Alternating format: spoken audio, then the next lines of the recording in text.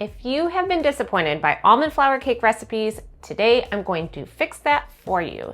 This is one of my most highly rated cake recipes, not only for almond flour, but all my cakes on my gluten-free website.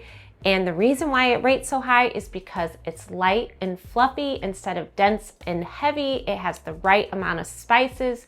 Let's make it. Almond flour has a lot of moisture in it. Carrots have a lot of moisture, so we have to do something to kind of balance that out. When we grate the carrots, I highly recommend using a box grater instead of a food processor, which is what I generally use because it's so fast.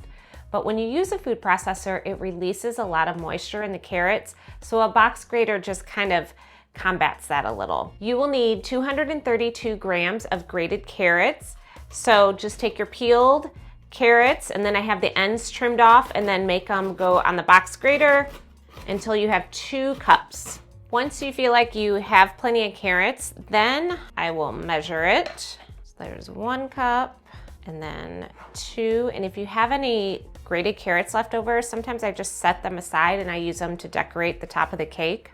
And what I do is I have a double layer of paper towels, and I'm just going to put this in the paper towels and kind of squeeze it gently to also soak up that extra moisture. And then I'm going to set it aside while I start the rest of the cake. The next thing we're gonna do is beat our egg whites. So you will need 4 eggs separated. When you separate eggs, they separate way easier when they're cold. So separate when they're cold.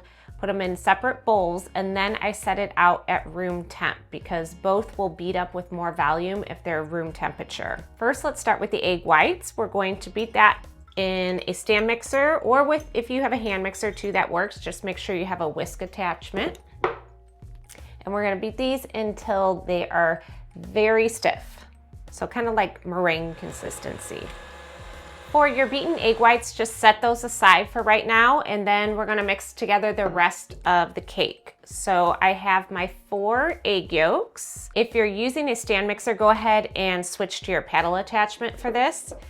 And then I have a 1/2 cup of granulated sugar, which is 100 grams, and then 3/4 a cup of brown sugar, which is 176 grams. Beat this for about 3-ish minutes. It will all come together, but you want to keep beating it until it's pale and fluffier and kind of doubled in size.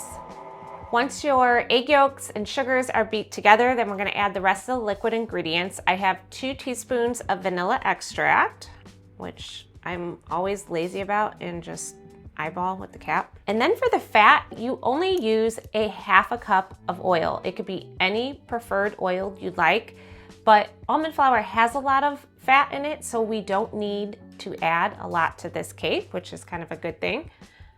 And then just mix that together to combine.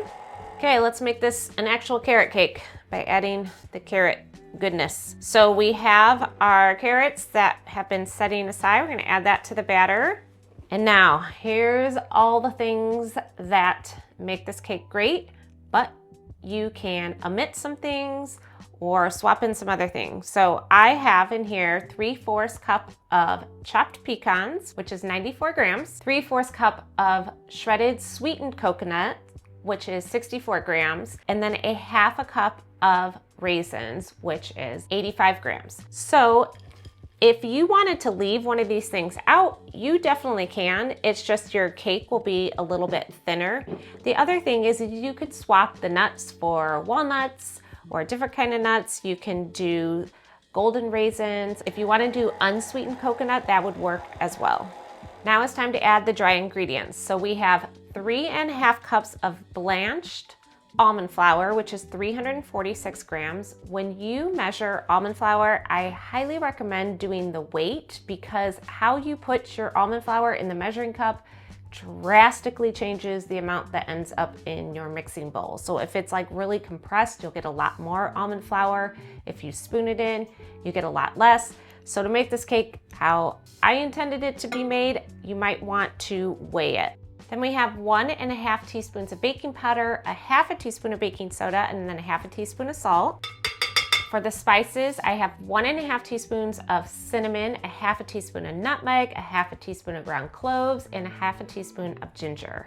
When you combine all this, it's going to be very thick, which is fine because the last thing we're gonna do is fold in the egg whites. At this point, it's going to be almost like cookie dough consistency. It's going to be very thick. When you fold in the egg whites, you kind of want to take your time with this to get those nice fluffy results. So I'm going to do about a third at a time, and it'll start off kind of difficult to work its way in, but then as you get more and more egg whites in there, it'll loosen up the batter.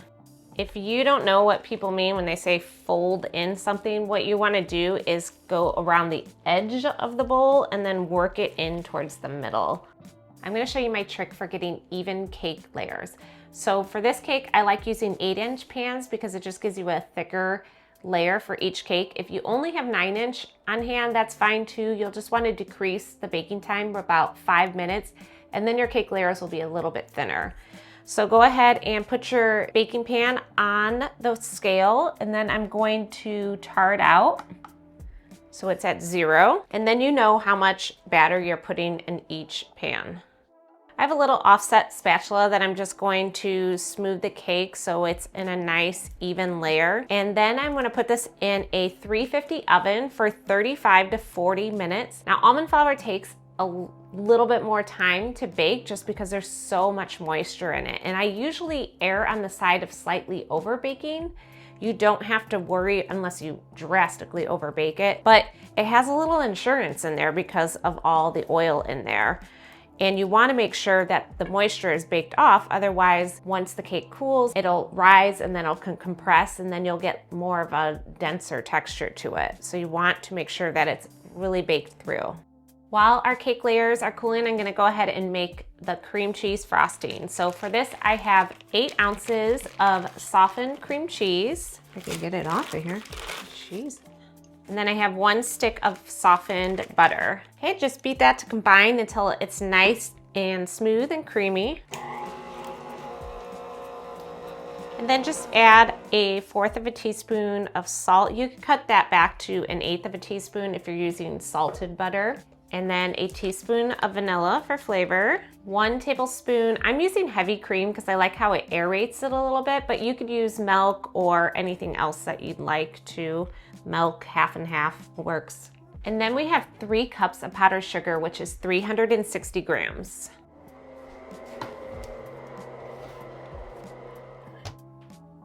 Our cake layers have completely cooled. Make sure they completely cool. Otherwise, once you put the frosting on, your frosting's gonna melt. It's gonna be a whole thing. You don't wanna do that. So I'm gonna take one of my cake layers, put it in the center of my serving platter, and then just to keep all the frosting off the platter, I like to tuck little strips of wax paper underneath the cake.